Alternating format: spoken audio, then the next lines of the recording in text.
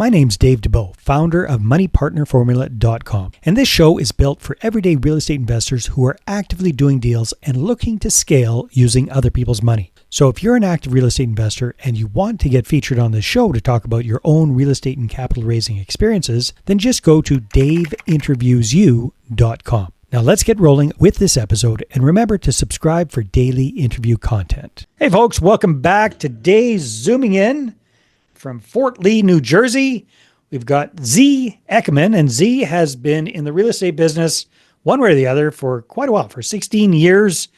And she's very entrepreneurial. We were talking a little bit offline. She's actually an inventor and a realtor and a real estate investor. So a very, very busy person. And in addition to her businesses that way, she also invests in Section 8 housing. But today, we're going to talk about something a little bit different on the show, something that we haven't really seen before, and that is understanding how realtors can help developers really get things rolling. So Z's got a lot of experience with this, especially with a childcare center that she's done a lot of work with. We're going to find out how she's helped them to kind of roll out nationwide. So Z, welcome to the show. Great to have you. Thank you so much for having me. My pleasure. So Z, I kind of gave a little introduction there, but as we are, just kind of heading into 2025 at the time we're recording this, what does real estate look like for you? What does your real estate business look like, especially on the realtor side, working with developers? Sure. So I started off as any other commercial real estate company where we were kind of doing a little bit of everything, whatever the economy or demand called for, retail leasing, office leasing, buying and selling of multifamily homes. And I would say in the last decade, my company kind of found its little niche where we started working with one national daycare operator. Yeah. And that just kind of became my niche because they're absolutely a pleasure to work with. But then also I found that, that sector is kind of economy proof, COVID proof, whatever it is. It's kind of like you always need childcare. It's something that you can do in the downturn, upturn. So we kind of niched into that in the last decade of my company. So for the last 10 years, you've really been working with one big whale of a client and helping them to expand. Is that what I'm understanding? Correct. Yes. Yeah. Yes. Well, that's I pretty can cool. do other things too, but I choose to just focus on this one client because, like I said, it's a pleasure to work with them. Everything is just so professional, so well operated. I believe in the brand. I believe in their mission, and they're pretty much the best in the business. So, kind of why not work with the sure thing? So Z, why don't you explain to me, like, what is your role? Like, what do you do for these guys? Obviously, you're doing a good job. They wouldn't keep working with you for 10 years if you weren't. So, like, walk me through A to Z, no pun intended, how that how that typically works when they want you to help them with a new center. So pretty much they already have about 600 locations in the United States. They just Wow. started opening in the UK. I believe they have about 3 right now in the United Kingdom. So, they don't need me. They're doing pretty well. But what I like to do is there's so many opportunities out there around the country where these developers or these owners have pieces of land that are just sitting there empty. They're looking to sell it or they're trying to ground lease it. And there is this great opportunity where they can work with a childcare center like mine and do a build to suit for them and have this amazing 15 to 20-year leases in place. So it's for developers that have, multiple assets and they want to add something great to their portfolio where they know it's not like a CVS or a Walgreens where you don't know what's going to happen to a pharmacy in 10 years, right? Or, there's all these fad type of tenants like an ice cream place or a yogurt place. We all see those like fail. So we try to kind of bring together people that already have pieces of land that they don't know what to do with. And if it matches the demographics of what we're looking for, kind of like bring them together. So it's a win-win Okay. for everyone. So you've got a lot of experience with this company. Mm-hmm. What are they looking for in a piece of land? Like what really resonates with them? So they're very specific on where they're looking. Yeah. Obviously, there's a lot of things that you need to check off as far as demographics, income levels. Are there enough children within a 3-mile radius, a 5-mile radius? But I think the most important thing is, if you're a parent would you be comfortable dropping off your child in that location? Right. Sometimes brokers will send me a piece of land that they think it's perfect, but you look across the street and there's like a tenant that's inappropriate that you would not want your child to be close to. Right. Or there could be, things that you don't even think about. There could be an airport nearby where the landing strip is They're, facing the property. they're There's just coming so many right down. The little planes are things. coming right overhead. Yeah. Exactly. So there's a lot of things that have to be checked off. So it's hard to find that perfect piece of land, but they do exist, obviously. Well, let me back up a little bit. So, does it typically work that the company reaches out to you and says, "Hey Z, we want to open up another branch or another whatever in such and such a city. Mhm. Go find us the right piece of land." Is that kind of how it works to It's get yes started? and no. So sometimes they will have a franchisee that will demand, let's say, they need a location in this county in North Carolina. Okay. Sometimes it could be demand from a franchisee that already has other locations and they're looking to add onto their portfolio. Yeah. Or I think at this point, I know them well enough, like they were pretty much in every state. You just know where they could be. If you find a piece of land and I pretty much know what needs to get checked off, if the demos are there, kids are there, they're more than capable of opening up, another 600 locations. So, do they have? It's a franchise business, so they got franchisees. Do they have company locations as well that they start up and then sell those to a franchisee if they come on board, or how does They that kind of do. work? Yeah, I think Yeah. I believe about 80% of their locations are franchisee owned. They do have some corporate as well. I don't get involved in that part of the business. I don't deal with, if a franchisee is Okay. buying the location or not, because they don't Mm, determine that until the property is under construction anyway. So the got leases it. are never dependent on whether it will be a corporate location or not, because So, they just based, if I'm understanding correctly, then you're always on the lookout for properties that fit the criteria. When you find one, you say, "Hey, you guys, here's what I got. Mhm. Do you want it?"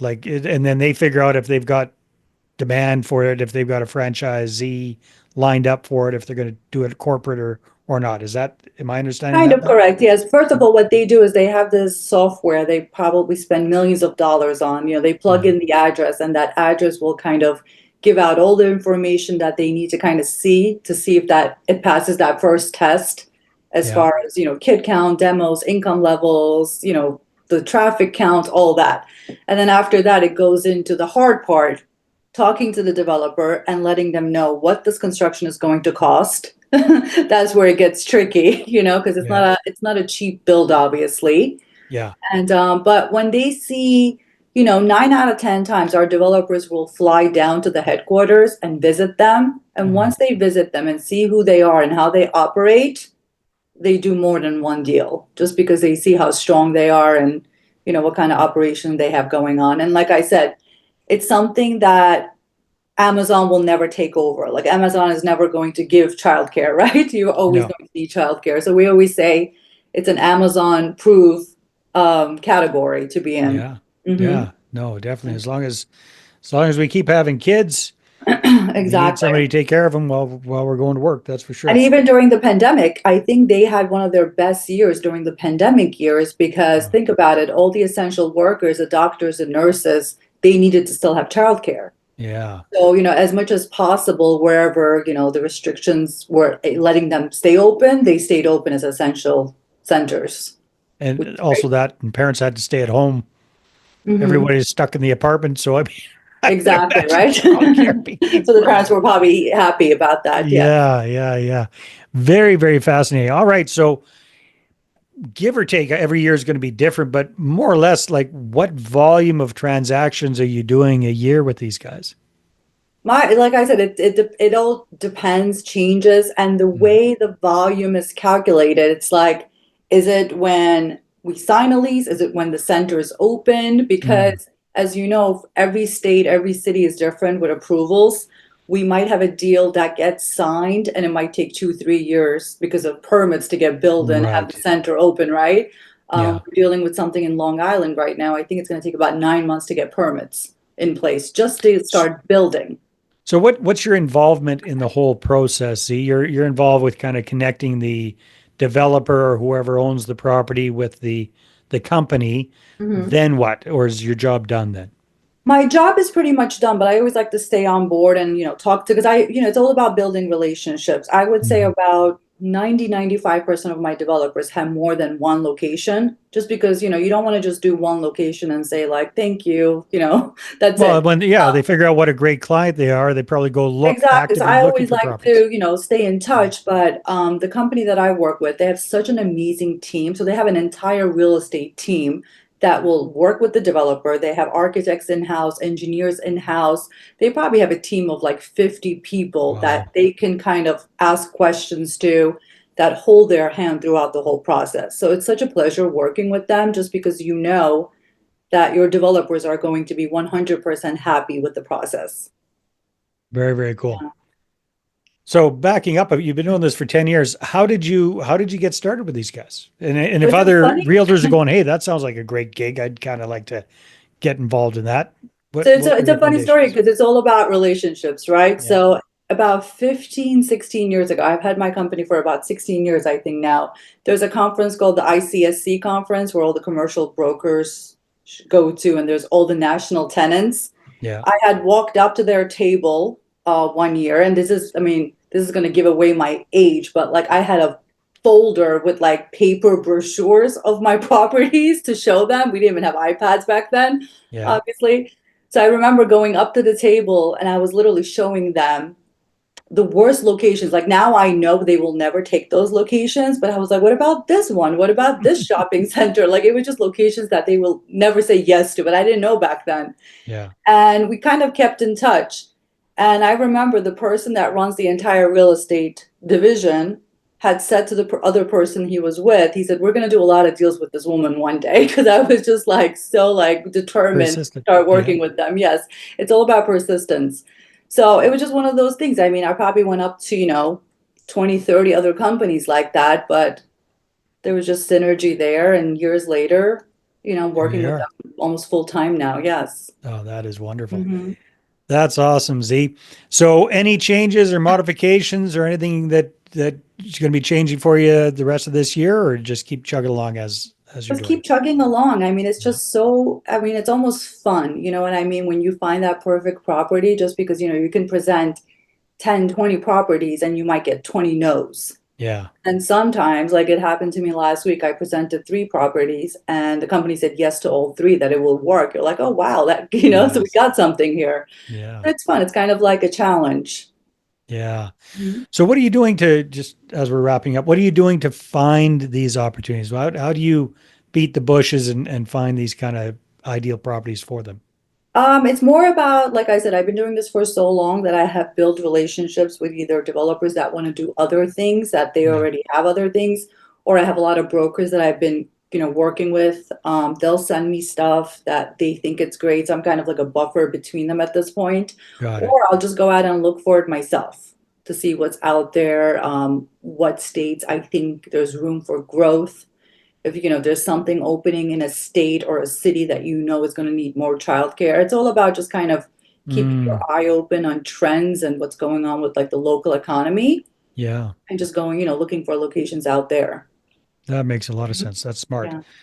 Awesome. Z, if people want to connect with you, what's the best way for them to do that? The best way is probably on LinkedIn to Uh, connect with me. So they could just go to my LinkedIn. so what is your LinkedIn handle?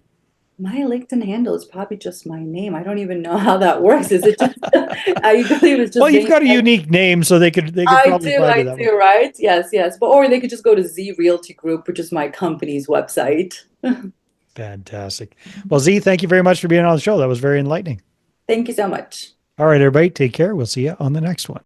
Hey there, I really hope you enjoyed that episode. And as always, if you want to listen to more daily interview content, make sure you subscribe. And if you're an active real estate investor and you're doing deals and you'd like to get featured on this show, then just head over to daveinterviewsyou.com. Now, at moneypartnerformula.com, we help real estate investors to create a process for predictably getting capital so they can do more deals without relying on hard money lenders or the banks. We do this by building them a private capital marketing system. Now, if you want help turning yourself into a big money capital attraction machine, then book a call with our team to see how we can help. Just visit moneypartnerformula.com to find out more. All right, take care, and we'll see you on the next interview.